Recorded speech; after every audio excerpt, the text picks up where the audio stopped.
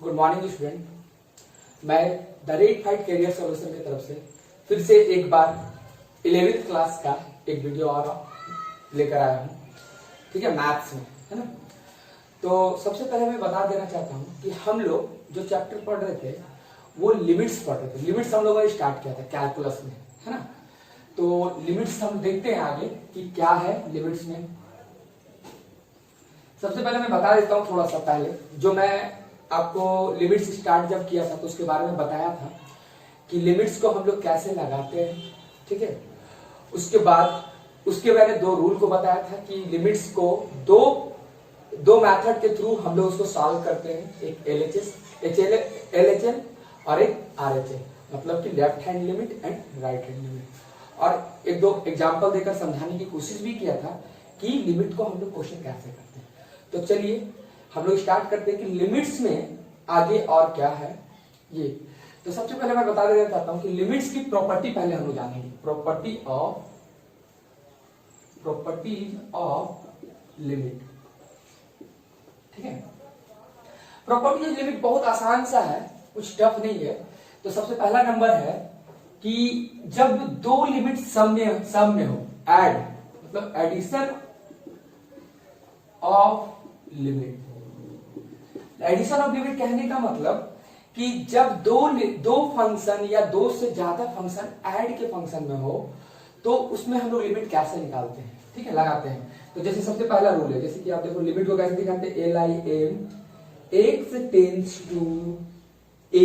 मैंने a कोई limit ले लिया, ठीक है, a की जगह पे कोई भी नंबर हो सकता है, रियल नंबर, है ना। उसके बाद फंक्शन आपको ऐड में रहेगा, मतलब एक से ज्यादा फंक्शन ऐड के मदद से बढ़ता हुआ मिलेगा। तो देखो कैसे, मान लो एक फंक्शन मिलेगा fx प्लस gx, दो फंक्शन है हमारे पास, ठीक है। तो हम लोग इसमें लिमिट को कैसे यूज करते हैं, बहुत आसान सा तरीका है। बस सेपरेटली क्या करो, एक बार लिमिट इसके साथ ले लो, यही लिमिट fx के साथ ले लो, और यही लिमिट एक बार gx के साथ ले लो। तो देखो आप, limit x tends to a fx, ठीक है, plus limit x tends to a gx, ठीक है। और उसके बाद जो लिमिट हम लोग जैसे जो कॉन्सेप्ट से पढ़े थे कि इस फंक्शन में जो भी रहेगा, जहां x रहेगा वहां पर x के जगह पे ये लिमिट की वैल्यू पुट कर देंगे, फिर इसको सॉल्व कर लेंगे। फिर gx में भी क्या करेंगे, x के जगह पे जो लिमिट दिया हुआ है उसको पुट कर देंगे और फिर इसको सॉल्व कर देंगे। जो आएगा वो मेरा लिमिट ऑफ द फंक्शन होता है, मैंने फर्स्ट पार्ट में बताया है ना। तो उसके बाद जैसे इसका एग्जांपल आप देखो, एक एग्जांपल से थ्रू में बताता हूं। एग्जांपल क्या होगा इसका, जैसे कि मान लो फंक्शन है हमारे पास लिमिट अभी x टेंड्स टू 1, ठीक है। उसके बाद एक फंक्शन है x square plus 3x plus 2x3। इस तरीका से फंक्शन है, मतलब एक से ज्यादा फंक्शन देखो ऐड का साइन दिया हुआ है ना। और हम लोग लिमिट भी दिए रखा है, तो लिमिट क्या करेंगे, सेपरेटली इसको लगा सकते हैं। Limit x tends to 1 x square plus कोई भी चेंजिंग नहीं, जो साइन जैसा है वहीं पे रहने दो, और फंक्शन को क्या करो, सिर्फ लिमिट को सिर्फ हर फंक्शन के साथ शिफ्ट कर दो, ठीक है। 3x plus limit x tends to 1 2x3, ठीक है। अब x के जगह जहां पर 1 है वो लिमिट की वैल्यू आप पुट कर दो, तो यहाँ 1 का whole square plus 3 into 1 plus 2 into 1 का होल क्यूब। फिर आप इसे सॉल्व कर लो, 1 प्लस 3 प्लस 2, आंसर हो जाएगा 3 2 5 6। ये कहलाएगी लिमिट ऑफ द फंक्शन, ठीक है। तो ये तो तरीका मैंने बताया कि एडिशन ऑफ लिमिट कैसे लगता है जब कोई फंक्शन एक से ज्यादा और साइन इसमें पॉजिटिव का लगा रहे। तो सेपरेटली आप क्या करो कि अलग अलग फंक्शन को अलग उस सेम लिमिट में पुट करते हुए चले जाओ, आराम से सॉल्व हो जाएगा, ठीक है। अब चलो नेक्स्ट सेकंड प्रॉपर्टी देखते हैं कि सेकंड प्रॉपर्टी क्या कहती है लिमिट की। तो सेकंड प्रॉपर्टी होती है सबट्रैक्शन, ठीक है। जब दो फंक्शन हो, चाहे दो से ज्यादा फंक्शन हमारे पास अवेलेबल हो, तो सबट्रैक्शन जब साइन रहता है तब हम लोग लिमिट कैसे लगाते हैं, ठीक है। तो कोई चेंजिंग इसमें भी नहीं है, सबट्रैक्शन में भी हम लोग क्या करते हैं, अब देखोगे कि यही फंक्शन रहेगा, सिर्फ साइन यहाँ प्लस का जगह पे क्या आ जाएगा, माइनस आ जाएगा। तो limit x tends to a fx minus gx हो जाएगा। तो लिमिट जैसे हम लोग अभी एडिशन में किया था, प्लस साइन था तो प्लस दे रखा था, माइनस साइन है तो माइनस, और लिमिट को सेपरेटली आप शिफ्ट कर दो सिंगल सिंगल फंक्शन में, तो क्या हो जाएगा, limit x tends to a f x, minus का साइन है माइनस देंगे, limit x tends to a g x. अगर आगे भी कोई फंक्शन आपको मिलता, साइन माइनस रहता चाहे प्लस रहता, तो हम लोग क्या करते, सेपरेटली शिफ्ट कर देते हैं और फिर उसमें लिमिट की वैल्यू को पुट करके सॉल्यूशन कर देते। ठीक है, अब मैं बताने जा रहा हूं थर्ड प्रॉपर्टी। थर्ड प्रॉपर्टी क्या है, आप ध्यान देना, बहुत आसान सा प्रॉपर्टी है, मल्टीप्लिकेशन ऑफ फंक्शन। जब जो 2-3 फंक्शन हमारे प्रोडक्ट में रहेंगे, ठीक है, प्रोडक्ट ऑफ लिमिट, ठीक है, लिमिट का जब प्रोडक्ट होता है, मतलब कहने का मतलब है कि जब 2-3 फंक्शन क्या होता है कि हमारा प्रोडक्ट में रहता है, तो कब कैसे हम लिमिट को यूज करते हैं। तो फिलहाल अभी देखो, limit x tends to a, ठीक है, मान लो gx into f x, 2 function multiply में हो सके आपको 3 फंक्शन मल्टीप्लाई में मिल जाए, ठीक है, तो हम लोग लिमिट को कैसे सॉल्व कर लगाते हैं, तरीका है ना। तो देखो कुछ भी इसमें टफ नहीं है, आपको सेपरेटली इसको भी क्या करना है, सेपरेट तरीका से फंक्शन को शिफ्ट कर लो, और जो साइन यहां पर है वहीं पे रहने दो, और उसके बाद लिमिट को लगाओ। देखो कैसे, limit x tends to a gx into limit x tends to a fx into limit, और भी फंक्शन मिले तो आप इसी तरीका से शिफ्ट कर सकते हो। अब फिर फंक्शन भी देखा, जहां ये फंक्शन gx है, kx है, fx है, तो जहां जहां x होगा वहां पर ये लिमिट की वैल्यू पुट करके सॉल्व करके फिर लास्ट में मल्टीप्लाई कर दो। ओके, अब देखो लास्ट डिवाइड में जब फंक्शन रहेगा तब हम लोग कैसे प्रॉपर्टी को यूज करते हैं, लिमिट कैसे लगाते हैं, वो भी बहुत आसान सा तरीका है जब डिवाइड में रहेगा। ठीक है, तो देखो यहां पर example, limit x tends to a, ये 4th नंबर हो जाएगा ये आपका।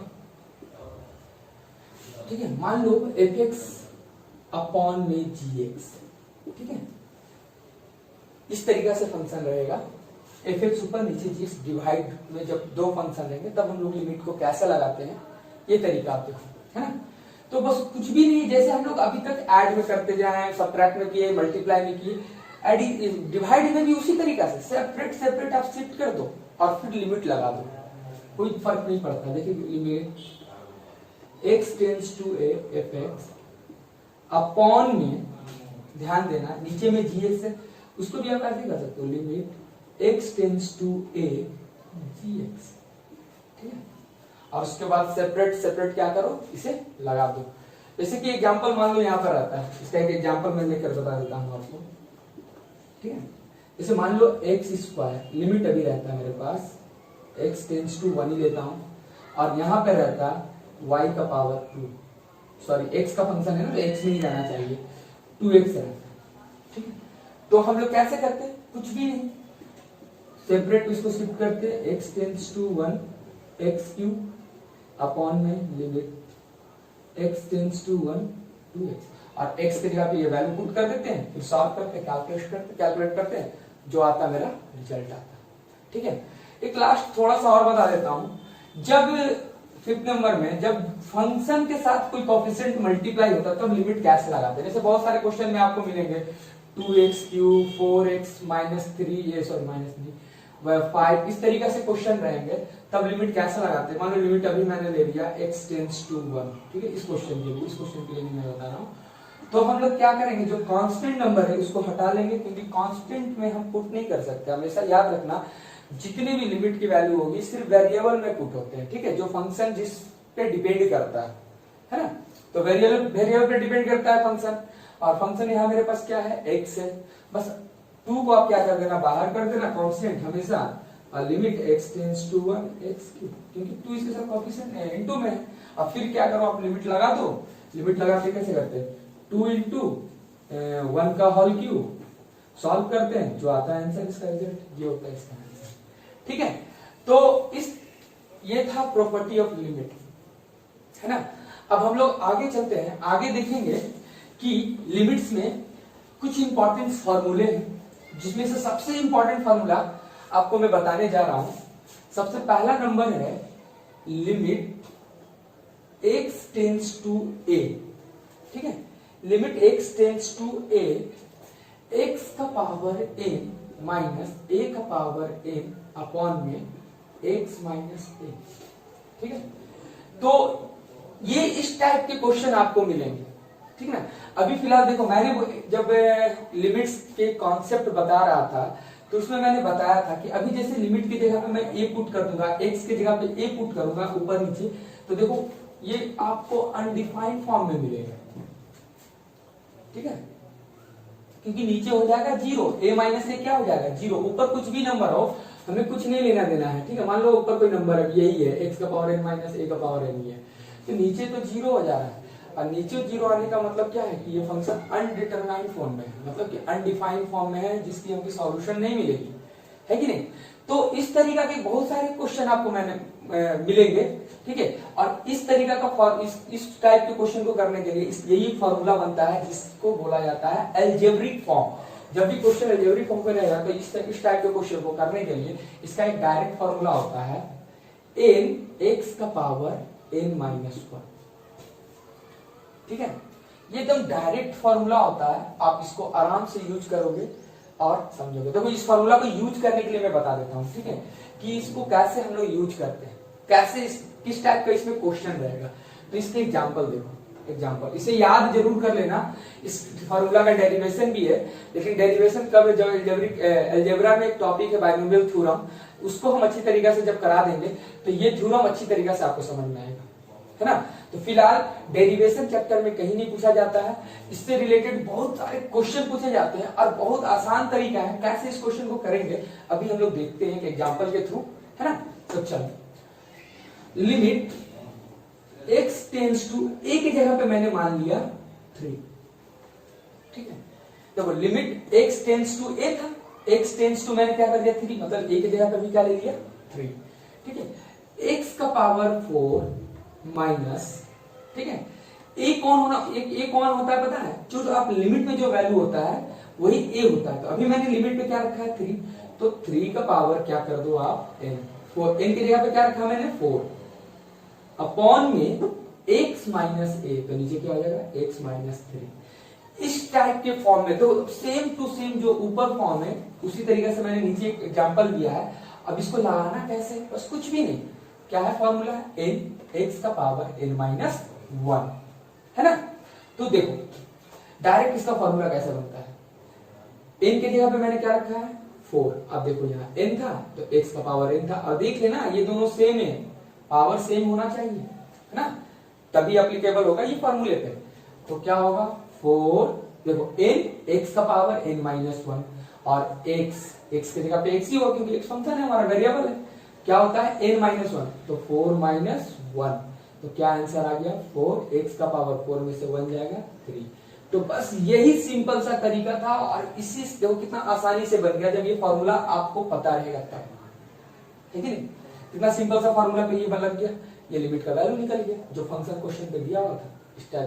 इस टाइप के बहुत सारे आपको क्वेश्चन मिलेंगे, एनसीईआरटी में मिलेंगे, आरएसआर में मिलेंगे।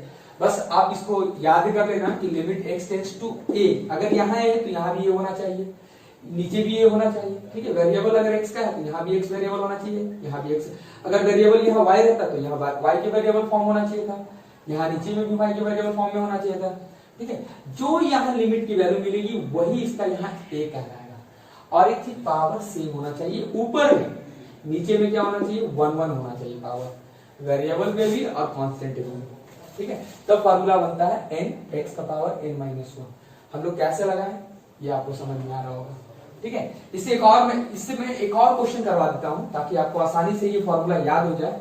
इसे एक एग्जांपल और लेता हूं, लिमिट x टेंस टू 1 इस बार में, ठीक है।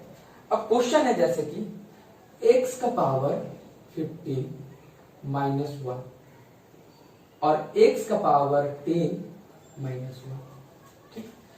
तो आप देखोगे सबसे पहले क्या ये वाला जो क्वेश्चन है क्या इस फंक्शन में मुझे मतलब जो ये फॉर्मूला है क्या उस पे सेट हो रहा है क्या, सबसे पहले आपको चेक करना है, क्योंकि मैंने अभी इस फॉर्मूले को बताया है कि ऊपर पावर सेम होना चाहिए, तो यह 15 है माइनस यहाँ 1 है, तो 1 का जितना भी आप पावर करोगे तो आंसर 1 ही आता है। तो चलो ये चीज तो हम कर ही सकते हैं कि यहाँ पर क्या हो जाएगा 15 कर सकते हैं। क्या नीचे हम क्या बोले कि पावर वेरिएबल का 1 होना चाहिए, लेकिन वेरिएबल का पावर कितना है 10। तब आप कैसे करोगे, तो मैं एक चीज बता देता हूं कि क्लास 10 तक तो सही था कि आपको जो टीचर पढ़ाते थे ठीक है उतना ही आप माइंड लगाते थे, लेकिन 11th क्लास इतना इंपॉर्टेंट है कि अब यहां पर आपको खुद से माइंड लगाना है, ठीक है, खुद से सोचना है कि मैं इस क्वेश्चन को इस फॉर्मूले के रूप में कैसे लाऊंगा, ठीक है, ये अब आपको करना, क्योंकि 10th बेसिक होता है, ठीक है, लेकिन 11 12 में आप एक लेवल पर आ जाते हो, अपने स्टैंडर्ड को उठा लेते हो, तो उस स्टैंडर्ड के माइंड को यूज करना है खुद आपको, है ना। तो देखो सबसे पहले देख रहे हैं यहाँ पर कि x का पावर 10 है, अब तो यहाँ पर वेरिएबल का पावर 1 मिला नहीं, यहाँ तो 1 हो जाता है।